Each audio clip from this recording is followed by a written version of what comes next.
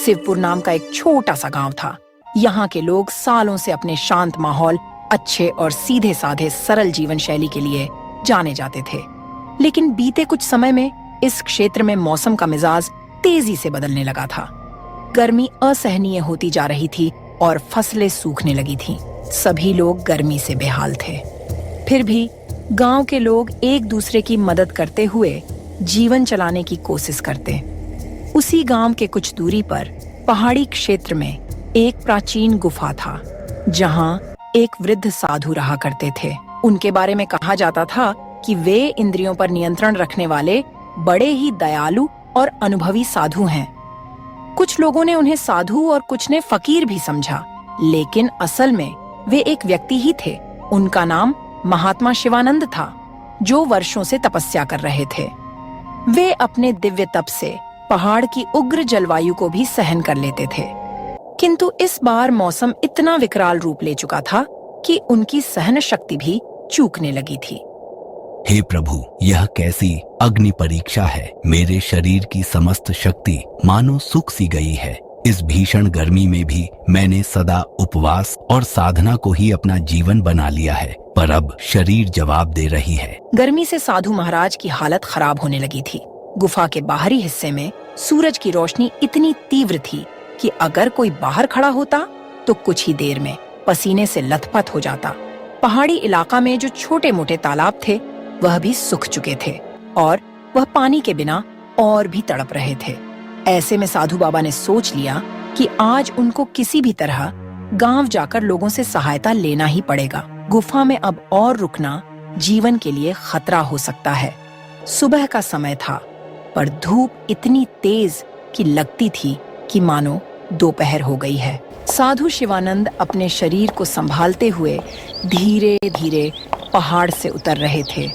उनकी चाल डगमग हो रही थी, कंठ सूख चुका था, पर मन में अभी भी उम्मीद थी कि गांव के लोग उनकी सहायता जरूर करेंगे। रास्ते में उन्हें एक चरवाहा मिलता है, जो अपनी भेड़ियों को पहाड़ पर चराने ले जा रहा था।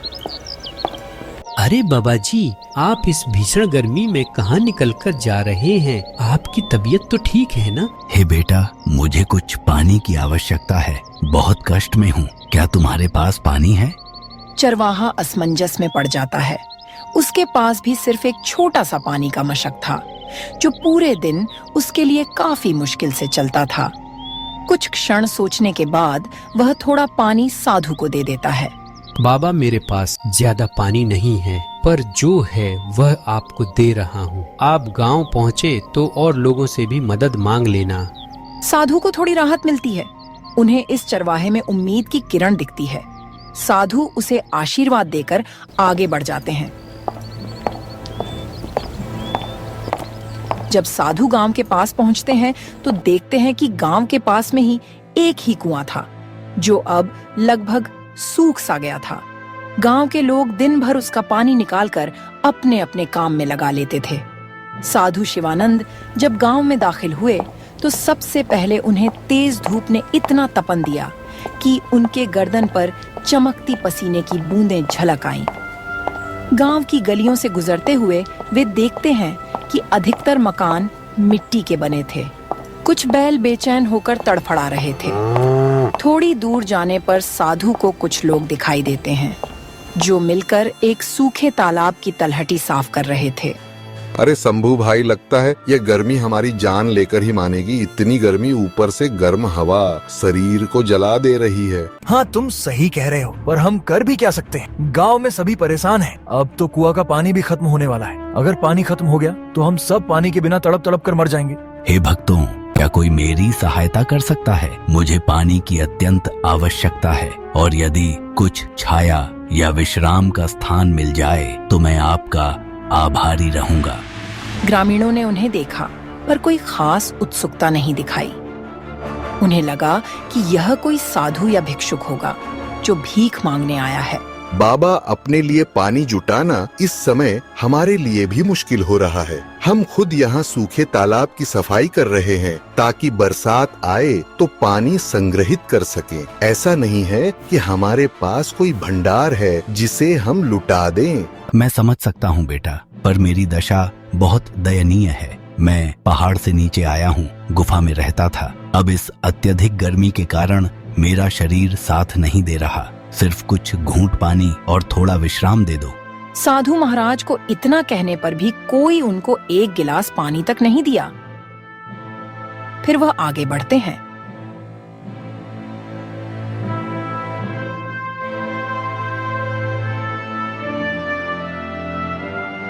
गर्मी से बेहाल मजबूर वह गांव के चौपाल पे जाते हैं, जहां लोग इकट्ठे होकर बैठते थे। चौपाल के बीच में एक बड़ा वृक्ष था, जिसकी छाया ही कुछ राहत देती थी। साधु उसी छाया की ओर बढ़े, लेकिन वहां पहले से ही कुछ लोग बैठे थे और गर्मी से बचने की कोशिश कर रहे थे। बच्चों, मुझे कुछ समय के लिए इस छाया में बैठने दीजिए, और हो सके तो एक लोटा पानी दे दो। मुझे बहुत जोर की प्यास लगी है। चौपाल पर बैठे व्यक्ति बाबा का मजाक बनाते हुए बोलते हैं, बाबा, पानी की किल्लत सबको है, फिर भी अगर आपको बैठना है तो किसी कोने में बैठ जाएं, लेकिन हमसे ज्यादा उम्मीद न रखिए। फिर भी आप तो साधु हैं, आपको पानी की क्या जरूरत? आप तपस्या कीजिए। आपको तो भगवान पहले ही इतनी शक्ति दिए हुए है कि आपको पानी की क्या जरूरत। साधु जी शर्मिंदा होकर धीरे से कोने में बैठ गए। वह अत्यधिक थकान महसूस कर रहे थे। उन्हें आशा थी कि शायद कोई और उनको पहचान लेगा या मदद करेगा, लेकिन गांव वालों के बीच एक अजीब तरह का अविश्वास लग रहा था। उन्हें लगा कि साधु धोखा देने आया है या कुछ मांगने आया है, जिसे वे पूरा नहीं कर पाएंगे। कुछ देर बाद गांव का मुखिया वहां आता है। वह एक तगड़ा ऊंचे कद का व्यक्ति था, चेहरे पर रोबीला भाव और आंखों में कड़ापन। उसका नाम था भगवंत सिंह। साधु, मैंने सुना है कि आप गुफा में रहते हैं और अब गांव में आकर मदद मांग रहे हैं। यह गांव कोई आश्रम नहीं है कि यहाँ साधु संतों का निशुल्क पालन पोषण होगा। जिस प्रकार हम अपने परिश्रम से जीवन चलाते हैं, वैसे ही आपको भी कोई उपाय ढूंढना होगा। साधु जी ने असहायता से उसकी ओर देखे और कमजोर आवाज में बोले, बेटा, मैंने जीवन भर तपस्या की है, किसी से मांगा नहीं, पर आज तन की कमजोरी मुझे कमजोर कर रही है। क्या इस संसार में करुणा नाम की कोई चीज नहीं बची? कुछ लोगों में हलचल हुई, पर अधिकांश ने मुखिया के क्रूर स्वभाव को देखते हुए कुछ कहने की हिम्मत नहीं की। गांव में कई परिवार थे जो पहले काफी मेहमान नवाज माने जाते थे, पर आजकल पानी और भोजन की कमी ने सबको कठोर बना दिया था। बारिश न होने से फसलें सूख चुकी थीं, कुएं का पानी भी कम हो चुका था और नदियां कहीं दूर सूख चुकी थीं। जीने के लिए लोग दिन रात संघर्ष कर रहे थे। घर के अंदर एक बुजुर्ग महिला अपनी पोता को पंखा डोला रही थी। उसे तेज बुखार था। साधु जब गांव में घूम घूम कर लोगों से मदद मांग रहे थे, तब उन्हें कई मकानों से क्रूर भाषा का प्रयोग मिला। कुछ जगहों पर मना कर दिया गया, तो कहीं उन्हें डांट फटकार सुननी पड़ी। यह सब देखकर साधु के हृदय में बड़ा दुख हुआ। वे सोचने लगे, क्या यही मनुष्यता है? क्या सच में लोग इतने स्वार्थी हो गए हैं कि किसी की सहायता करने में असमर्थ हैं? गर्मी अपना रौद्र रूप रही थी। जमीन तप रही थी, हवा गर्म लपटों की तरह चल रही थी। गांव के पशु पक्षी तक तड़प रहे थे। साधु के पैरों में छाले पड़ चुके थे। साधु बाबा ने गांव के बगल में एक छोटा सा बगीचा में जाते हैं। साधु को लगा कि वहां कम से कम छाया तो मिलेगी। वे वहां चले गए। बगीचा में उन्हें एक युवा लड़की दिखाई दी जो सूखी लकड़ियों का गट्ठर उठाए हुए थी। वह भीषण गर्मी में भी काम करने की कोशिश कर रही थी। बेटी, क्या तुम मुझे एक लोटा पानी दिलवा सकती हो? मैं बहुत प्यासा हूँ। लड़की के चेहरे पर दया का भाव था, पर वह भी असमर्थता जताती हुई बोली, बाबा, मैं आपको पानी जरूर देती, पर हमारे घर में भी पानी सीमित है। रोज कुएं पर जाकर लंबी लाइन लगानी पड़ती है, तब कहीं 1-2 मटकी भर पाती हूँ। माफ कीजिए, मुझे डर है कि घर के लोग नाराज ना हो जाए। इतना कहकर वह वहां से चली गई। साधु को समझ आ गया कि गांव के लोग इस समय अपने अपने संकट से घिरे हुए हैं और उनका हृदय भी सूख गया है, जैसे इन खेतों और तालाबों का पानी सूख गया हो। फिर भी साधु ने बगीचे के एक कोने में बैठकर आखिरी बार प्रार्थना की, हे प्रभु, यदि कोई चरम पर हो तो दया का अंकुर फूटना चाहिए, किंतु यहाँ तो मानवता ही विलुप्त हो रही है। ऐसा क्यों?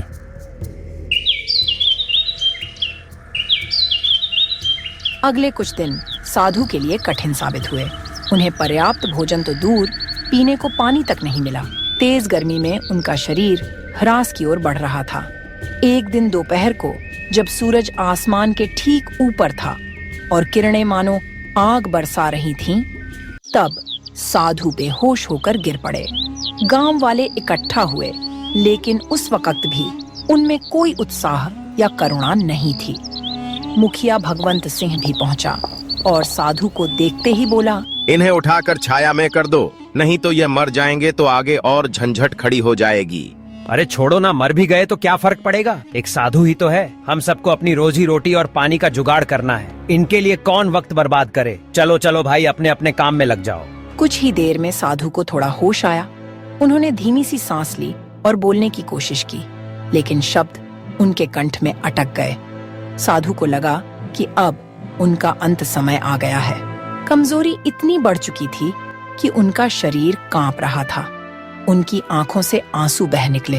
वह धीमी आवाज में भगवान को याद करते हुए बोले, हे राम, मैं अपने अंतिम क्षण में इन लोगों को अपनी ओर से क्षमा देना चाहता हूँ, लेकिन उनका हृदय इतना कठोर हो चुका है कि मैं चाहकर भी उन्हें क्षमा नहीं कर पा रहा। मेरे प्राण निकल रहे हैं, इसलिए मैं इन्हें श्राप देता हूँ कि इस गांव में दिन में इतनी भयानक गर्मी पड़ेगी कि लोग आग में झुलसेंगे और रात में इतनी भीषण सर्दी हो कि लोगों की हड्डियां कांप उठे। यही नहीं, यह चरम मौसम इनके जीवन में भय और बीमारी लाएगा जब तक ये लोग मानवता का पाठ न सीखें।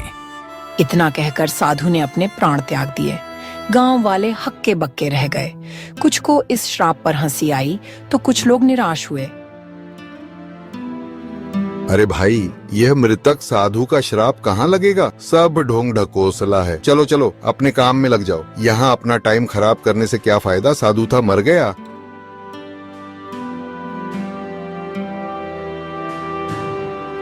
साधु की मृत्यु के 1-2 दिन बाद ही मौसम ने अपना विकराल रूप दिखाना शुरू कर दिया। सूरज की गर्मी, जो पहले ही असहनीय थी, अब और भी प्रचंड हो गई।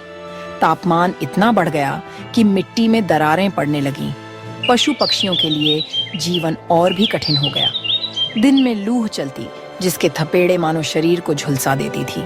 गांव वाले दिन में बाहर निकलने से कतराने लगे, पर रात होते ही हालात बिल्कुल उल्टा हो जाता। ठंडी हवाएं चलती, लेकिन यह ठंडक सुखद नहीं, बल्कि हाड़ कपा देने वाली थी। लोगों को समझ ही नहीं आता कि इतनी उग्र गर्मी के बाद अचानक इतनी भयंकर ठंड कैसे हो सकती है। अरे शंभू भाई, मौसम का मिजाज कुछ समझ नहीं आ रहा। ये कैसा मौसम हो गया जो दिन को तेज गर्मी और रात को हाड़ कपाने वाली ठंडी पड़ रही है? ऐसा तो मैंने अपने जीवन में पहली बार देख रहा हूँ। हाँ, तुम सही कह रहे हो। मुझे भी कुछ समझ नहीं आ रहा है कि यह क्या बला है। अब तो लोगों की तबीयत भी खराब होने लगी है और बच्चों को निमोनिया होने लगी और बुजुर्ग मरने लगे हैं। इस चरम मौसम ने गांव के स्वास्थ्य तंत्र को तहस नहस कर दिया।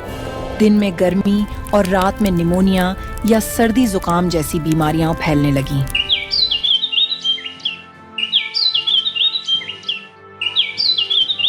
मुखिया भगवंत सिंह ने महसूस किया, हालात हाथ से निकल रहे हैं। दिन के समय कोई खेतों में काम नहीं कर पा रहा, फसलें जल रही हैं, पशु मर रहे हैं, पीने का पानी कम हो रहा है और रात में लोग कांप कांप कर सो नहीं पा रहे। बीमारियां फैल रही हैं, बच्चे बुखार से तप रहे हैं और बूढ़े मर रहे हैं। यह एक मुसीबत है। मुझे इस पर जल्दी कोई फैसला लेना होगा।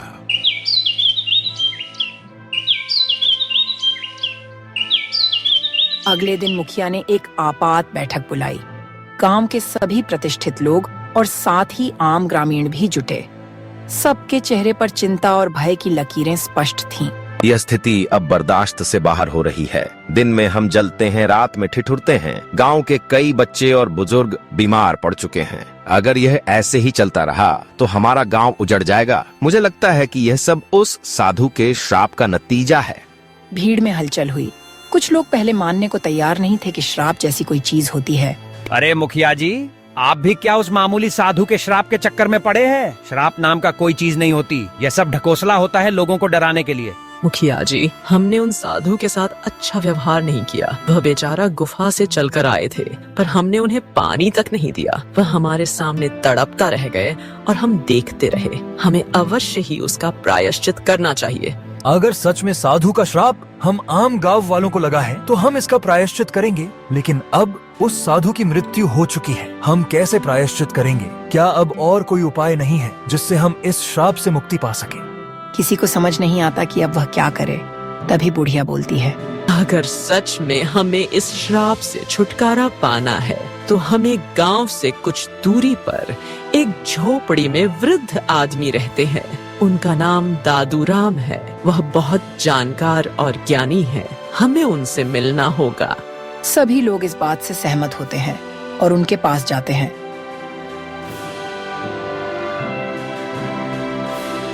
वहां जाकर उनको सारी बात बताते हैं। तब दादूराम बोलते हैं, बेटा, मैं उस साधु बाबा को जानता था। वर्षों से सुना था कि वे अपनी तपस्या से अनेक लोगों को लाभ पहुंचा चुके थे। उनका मन सदा शांत और दयालु था। उनके श्राप का कारण तुम्हारी क्रूरता है। अगर तुम लोग उस क्रूरता का प्रायश्चित करना चाहते हो तो हमें सबसे पहले उनके पार्थिव शरीर को ढूंढकर उनका विधिवत अंतिम संस्कार करना होगा। सुनने में आया है कि वह बगीचा में ही अपने प्राण त्याग दिए थे। लोग उनके बात से सहमत हुए। हाँ, यही उचित होगा। लेकिन क्या इससे सचमुच श्राप समाप्त हो जाएगा? श्राप तभी समाप्त होगा जब हमारी हृदय से मनुष्यत्व लौट आएगा। हमें दयालु और परोपकारी बनना होगा। दूसरों की मदद करने की शपथ लेनी होगी। तभी उनका अशांत आत्मा को शांति मिलेगी और हो सकता है कि परमात्मा हमारी सहायता करे। गांव के लोग एकजुट होकर बगीचा में पहुँचे, जहाँ साधु का पार्थिव शरीर पड़ा हुआ था। भीषण गर्मी के कारण कुछ ही दिनों में स्थिति दयनीय हो चुकी थी, लेकिन लोगों ने हिम्मत करके शरीर को परंपरा के अनुसार अंतिम संस्कार किया। साधु का अंतिम संस्कार पूरे सम्मान के साथ किया गया। मन में सबके पश्चाताप के स्वर गूंज रहे थे। मुखिया अब बाबा से हाथ जोड़कर प्रार्थना किया, हे बाबा, हमें क्षमा करो। हमने आपके साथ जो दुर्व्यवहार किया उसके लिए हम सभी दोषी हैं। अब हम वचन देते हैं कि किसी भी जरूरतमंद को कभी निराश नहीं करेंगे। अगले कुछ दिनों में मौसम में थोड़ा बदलाव दिखने लगा। दोपहर की लू अब भी थी, लेकिन पहले जैसी भयानक नहीं। रातों की सर्दी भी कुछ कम हो गई। हालांकि अभी भी लोगों को सावधानी बरतनी पड़ती थी। इस प्रकार गर्मी का श्राप न सिर्फ एक घटना बनकर रह गया, बल्कि आने वाली पीढ़ियों के लिए एक सीख भी बन गया। इस कहानी से हमें यह संदेश ग्रहण करना चाहिए कि आवश्यकता पड़ने पर किसी भी असहाय की सहायता अवश्य करनी चाहिए। तपस्वी साधु की मृत्यु व्यर्थ नहीं गई। उनके श्राप ने पूरे गांव को बदल दिया और उन्हें मनुष्य होने का सही अर्थ समझा दिया।